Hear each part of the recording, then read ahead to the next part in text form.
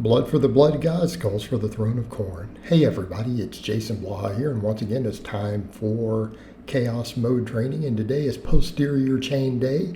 Of course, I debated a little bit as to whether I wanted to keep calling it glute and hamstring or posterior chain, but posterior chain describes it better, so we're just going to run with that. So I started off with Romanian deadlifts, and I did these, I got on a plate just to make sure that I'm not accidentally tapping the floor at the bottom. Don't always necessarily need that, but occasionally I tap it, and it just allows me to get some more range of motion. So I started off at 315 and did 10, and I'm like, let's go ahead and increase the weight a little bit on these. Let's get some progression, because I just started doing these recently in place of doing my normal deadlifts while I'm working purely on body composition. So I ended up doing a couple sets of 6. Because of the way I do them, I lifted up first off the floor. With the deficit deadlift, it's probably 7 reps, but I'm going to count it as 6 because only 6 of the reps were in RDL. And again, I'm trying to stretch as deep as I can on all of these. And again, yes, these are not failure sets. Getting them pretty close. I did do some failure stuff on the Glute Ham Raise as we got into that. And those were all limit sets anyways. So these were fairly close. I mean, I maybe could have ground out another rep or 2. But again, just good challenging sets. And I'm going to focus on just getting stronger on this in terms of my rep work. So again, we're going to just get stronger at the RDL, use it to build hamstrings, glutes. And I like RDLs. It's one of the better hamstring exercises for me. I feel a lot of hamstring on it, so I like it. Keeping in mind what we're doing here also, I'm cutting right now. So the scale's slowly coming down. As of the last couple weeks, I've been losing a couple of ounces of body weight every day. It's just been a slow trickle down. So I decided on the Good Mornings, I'm like, I don't have the need to fight with a straight bar. So I think I'm going to do all my squats and Good Mornings for a bit with just a safety squat bar. Mainly because I don't have to worry about bar position, shoulder position, and it always carries over. Whatever I can squat with a safety bar, I can always squat that or heavier with a straight bar when I go to do it. So again, it's the most difficult bar to use, and definitely on the Good Mornings, it is way harder. So what I mean by this, I'm forced to use a lighter weight. So even this was just 200 pounds. Technically 201, but I'm going to call it 200 because of the weight of that bar. And I did sets of 8. Now, these were not to failure because it's a Good Morning and I want to just work on some progression here. So I may just start slowly working this up and just keep the sets challenging. Again, I get a lot out of Good Mornings. You guys know that they carry over to my squats big time. But one of the perks with this bar, like for example, the most I've ever maxed on this bar is like 420 pounds, right? The most I've ever been able to do for a 1 rep max in the past when I used to max on Good Mornings. So that puts into perspective how hard this bar is because 2 other bars I've gotten over 500 pounds.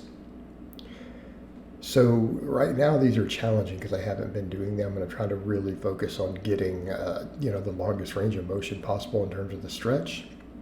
Also keeping the stance pretty narrow so that I have a little bit more hamstring focus. And again, my back just kind of gets beat up by all this. So this bar really works my middle back a lot, my thoracic erectors, spinal erectors, all of that.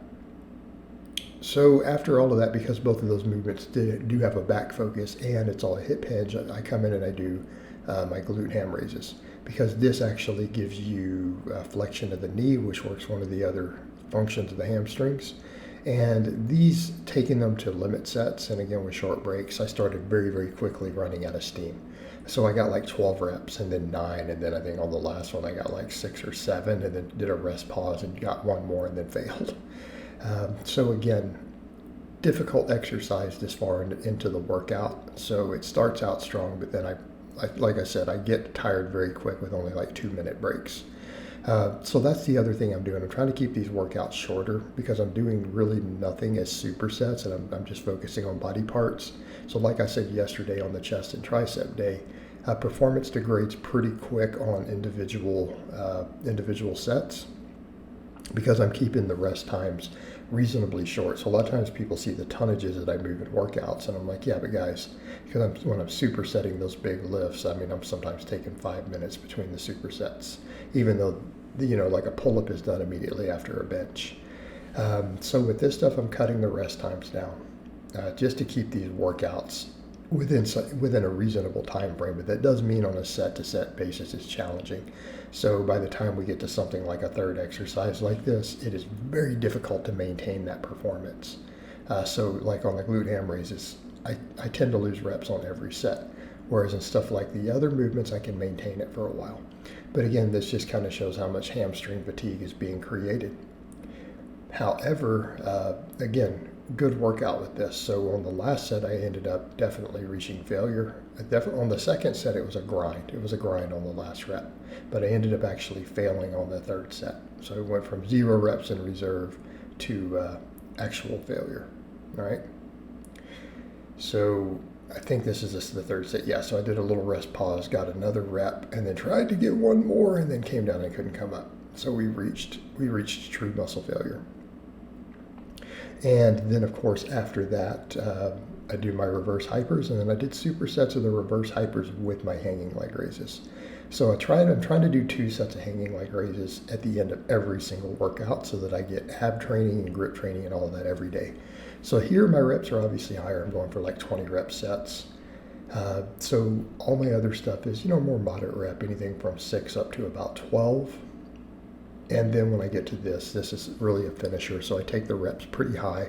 And the purpose of this is to, again, almost active recovery at this point because I'm doing really high reps. And it's just to put my lower back into traction, which dramatically helps with recovery, and to get some really high rep work for the low back and for the glutes.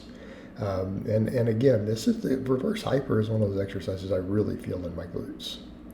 And then I do my sets of hanging leg raises. So as you guys can see, slowly losing body fat. I mean, obviously got a bit more to go before I'm as lean as I want to be. And I feel like, the loose skin from having lost 100 pounds of fat before is starting to tighten up. And for some reason, no matter how much I mention that, I always get new people who come in the comments and they're asking, why do you have that? Did you lose weight or something a long time ago? So I do need to mention that frequently because people really don't know who kind of peek through, and they have no real backstory of what I actually do other than stuff they heard somewhere else on the internet. So they may not be aware of it. And the answer is obviously yes. So when you see the loose skin and things, it's almost always caused by a pretty significant weight loss. Since I've never been pregnant, the only explanation is that I've lost 80 or 100 pounds or more at one point, right? Because that's how the body works. So people don't just get that for no reason. It doesn't just happen randomly. But again, I feel like it's starting to tighten up. The lower back is starting to get tighter. So I'm just going to keep rolling with all of it, keep rolling with the diet, keep pushing forward. And as it gets leaner, as I get leaner, I do feel like it is starting to tighten up a little bit more. So I'm just going to keep flowing with it, make it happen. So the hanging leg raises, I didn't push any of these to failure. It's just some challenging sets. As I get towards the end of the week, sometimes I do more sets to failure. Like shoulder day is not a bad time to do it because I know I'm not going to need them the next day. Right? I'm a little reluctant on Thursdays because I'm going to have to squat the day after. And I don't want my abs excessively fatigued, but they're going to be fatigued anyway since I've done abs every single day by the time we get there. But eventually they will catch up. And again, I'm doing all the abs also because I'm doing all beltless training now. Everything's raw, which people may or may not have noticed. All right, guys, but that's really all I have to say on that today. I hope it's been informative, and I'll talk to you guys and gals next time.